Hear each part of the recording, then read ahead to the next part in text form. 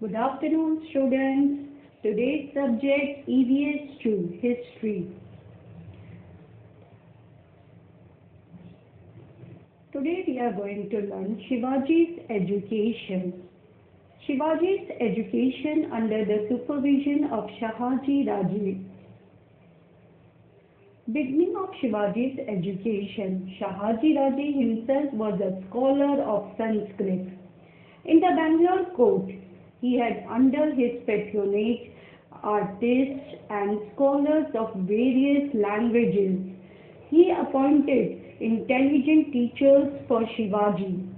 Shivaji's education began when he became 7 years old.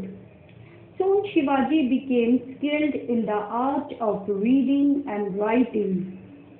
He began to read the stories from Ramayana, Mahabharata and Bhagavad on his own. To teach him warfare, Shahaji Raje had appointed some teachers.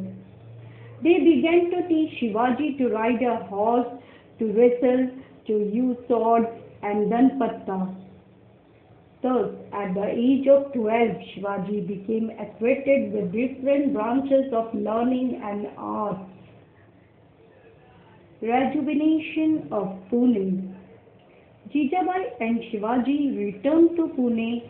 Shivaji remembered his childhood days which he had spent on Shivneri. He could see the lofty peaks of the Sahyadri again and he became very happy. Pune at that time was not such a big city. It was totally devastated by Shahaji Raje's enemies. When the people living around came to know that Jijabai had returned to Pune with Shivaji, they took heart. Jijabai called all of them and reassured them that they would be safe in Pune. People started settling in Pune, cultivating their lands. Jijabai had the dilapidated temples repaired. In the temples, worship began morning and evening. The town was again throbbing with people. Thus, Pune was totally transformed. The achievements of Dadaji Kondev. When Jijabai and Shivaji were in Karnataka, Dadaji Kondev looked after the Pune Jagir. He was the Subedar of Kondana also. He was very faithful.